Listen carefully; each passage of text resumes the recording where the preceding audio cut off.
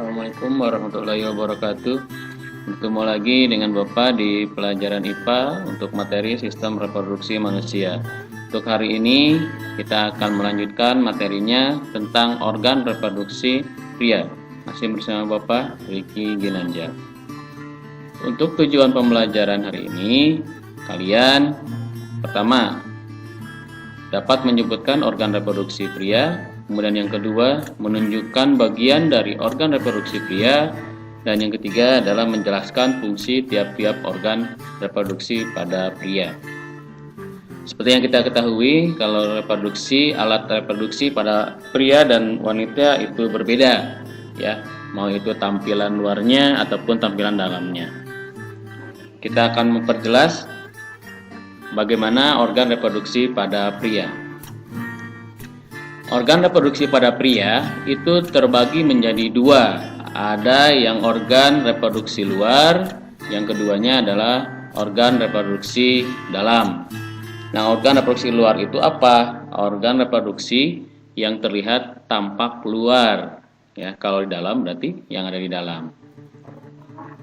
Apa saja organ reproduksi luar? Itu terdapat dua. Yang pertama adalah skrotum, yang kedua adalah penis, ya, untuk organ reproduksi luar. Kemudian organ reproduksi dalam itu meliputi ada testis, ada epididymis, kemudian ada vas deferens, dan yang terakhir ada uretra. Selain daripada organ-organ reproduksi, ada juga kelenjar-kelenjar yang memang sangat berperan penting dalam reproduksi pada pria, yang kita kenal dengan kelenjar reproduksi, atau ada juga yang mengatakan kelenjar aksesoris. Untuk kelenjar reproduksi ini meliputi ada kelenjar prostat, ada vesicula seminalis, dan terakhir ada kelenjar Kaufer. Oke, untuk lebih jelasnya kita akan bahas satu-satu tiap organ dan kelenjar pada reproduksi pria. Yang pertama, organ reproduksi bagian luar itu adalah skrotum. Skrotum nama lainnya adalah buah pelir, ya, yang di dalamnya terdapat testis. Itu skrotum. Ya, kalau testis ini yang di dalamnya atau yang kita sering sebut dengan biji salak, nah itu dilindungi yang namanya skrotum. Ada kulit di luarnya, itu namanya skrotum. Nah, si skrotum sendiri itu memiliki fungsi untuk menstabilkan suhu testis. Bagaimana caranya untuk menstabilkan suhu testis? Dia akan menjauhi dan akan menekatkan testis ke dalam ke tubuh. Ya. Dengan apa? Dengan otot-otot yang ada pada si skrotum. Jadi kalau laki-laki itu kedinginan, maka si testisnya akan ditekatkan supaya dia hangat, tidak kedinginan. Ya, atau istilah Sundanya adalah murungkut. Kemudian ketika si testisnya atau si tubuhnya itu terlalu panas, misalkan seperti sudah berolahraga kemudian kepanasan, maka si testisnya dia akan dijauhkan dari tubuh karena tubuhnya memiliki suhu yang lebih tinggi, seperti itu, ya.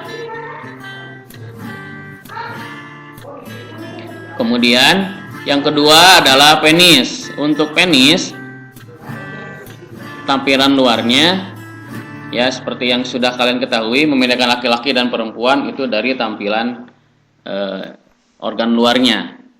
Nah, penis sendiri ini terdiri dari 3 struktur yang berbentuk silinder. Jaringannya mirip seperti busa yang nantinya dapat terisi oleh darah. Nanti si darah sudah terisi banyak, maka si penis menjadi ereksi. Ya, ketika ini akan menjadi kaku dan memungkinkan adanya penetrasi, ya, seperti itu. Ini untuk organ reproduksi luar. Ada skrotum dan juga ada penis. Yang kedua adalah organ reproduksi bagian dalam. Di sini ada testis. Ini dimana tadi testis itu dilindungi oleh skrotum, ya. Testis jumlahnya ada 2, ya. Kemudian apa fungsi testis? Fungsinya menghasilkan sperma dan hormon testosteron. Jelas laki-laki dikatakan laki-laki karena dia memiliki atau menghasilkan sperma. Pak, gimana kalau misalkan nggak ada testisnya? Jelas, ya, dia tidak akan menghasilkan sperma. Kemudian dan hormon testosteron. Testosteron ini adalah hormon kelaki-lakian seperti nantinya untuk pertumbuhan sekunder, seperti tumbuhnya kumis, jakun, dan setiap bulu-bulu di setiap sudut, ya, termasuk godek junior. Kemudian yang kedua, sebelumnya pada testis itu terdapat tubulus seminiferus. Nah, ini tubulus seminiferus itu dialah tempat pembentukan yang namanya sperma dan hormon testosteron pada testis. Nanti sperma itu akan dihasilkan dan akan disimpan pada organ selanjutnya yang kita namakan dengan organ epididymis. Nah, epididymis ini dia berada di belakang testis, ya. Dan sebenarnya kalau dilihat sepintas dia pendek, tapi sebetulnya dia sangat panjang karena nanti strukturnya tidak lurus seperti ini, tapi dia berkelok-kelok, ya, sangat panjang yang memungkinkan dapat menampung sperma yang jumlahnya ratusan juta yang dihasilkan oleh testis. Diapakan sperma itu di epididymis? Dia akan dimatangkan. Jadi si sperma yang dihasilkan oleh testis itu dia belum sempurna, akan disempurnakan pada epididymis. Setelah disimpan, dimatangkan di epididymis, si sperma akan melalui saluran, ya. Seperti halnya pipa, salurannya kita namakan dengan vas deferens. Ini hanya untuk menghubungkan saja saluran antara epididymis dengan uretra. Nanti setelah vas deferens akan terhubung dengan uretra, kemudian sperma bisa keluar. Ya. Kemudian untuk selanjutnya adalah uretra. Ini uretra, ya. Jadi setelah dari vas deferens, nanti pada penis itu di dalamnya terdapat uretra. Nah, pada laki-laki berbeda dengan pada perempuan. Untuk laki-laki saluran kencing, jadi keluarnya kencing sama keluarnya sel sperma itu pada tempat yang sama, ya.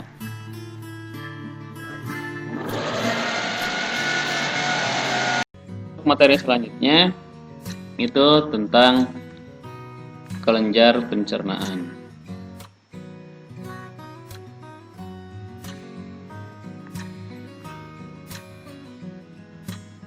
Kelenjar reproduksi itu meliputi 3 tadi, ada prostat, ada vesicula seminalis, dan juga ada Cowper. Vesicula seminalis itu dia berbentuk kantung menempel pada vas deferens, ya. Tadi ini vas deferensnya, kemudian dia menempel, ada di ujungnya. Dia mengeluarkan apa? Dia mengeluarkan cairan yang akan memberikan energi untuk sperma bergerak. Yang harus kalian ketahui, perjalanan sperma nanti ketika masuk ke dalam organ reproduksi dalam perempuan itu dia sejauh, kalau diibaratkan manusia berjalan dari Jakarta ke Surabaya, jadi sekitar 2000 km jauhnya. Jadi ibaratnya kalau sebuah mobil itu kan butuh bahan bakar. Nah, sperma pun demikian, dia perlu yang namanya bahan bakar untuk sampai ke tuba Fallopi nanti sebagai tempat bertemunya dengan ovum atau sel telur. Jadi dia dipasok makanannya oleh vesicula seminalis dari awal. Kemudian yang kedua, kelenjar prostat. Kelenjar prostat ini terletak di bawah kantung kemih. Nah, ini kantung kemih, kemudian ini yang berwarna jingga itu adalah prostatnya. Fungsinya dia akan menambah cairan yang membantu sperma saat terjadi ejakulasi dan membantu menjaga sperma tetap sehat, ya. Kemudian setelah sperma bergabung dengan cairan yang dihasilkan oleh vesicula seminalis dan juga kelenjar prostat, maka cairan dan sperma tersebut kita namakan dengan semen atau istilah kita dinamakan dengan air mani. Kemudian satu lagi, kelenjar cover. Kalau kelenjar cover itu dia berfungsi untuk memproduksi cairan, untuk melicinkan dan untuk menetralkan. Ingat tadi pada reproduksi laki-laki si uretra itu selain daripada saluran reproduksi, dia juga sebagai saluran kencing. Seperti halnya kalian ketahui, air kencing itu kotor, air kencing itu bersifat asam.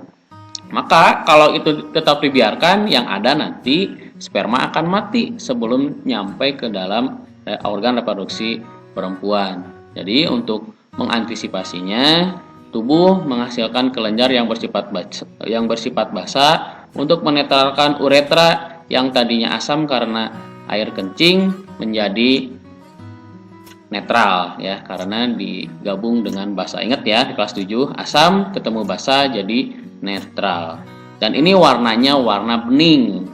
Kalau air mani yang berisi sperma, prostat dan juga vesicula seminalis, cairannya itu warnanya keruh. Semakin keruh, semakin sehat, semakin bening, maka bisa dipastikan ada masalah dengan kesuburan spermanya. Seperti itu. Kalau tidak ada yang ditanyakan, silakan ditanyakan di aplikasi Google Classroom. Kalau tidak, saya cukupkan sekian. Terima kasih atas perhatiannya. Assalamualaikum warahmatullahi wabarakatuh. Sampai jumpa lagi kita pada materi organ reproduksi wanita.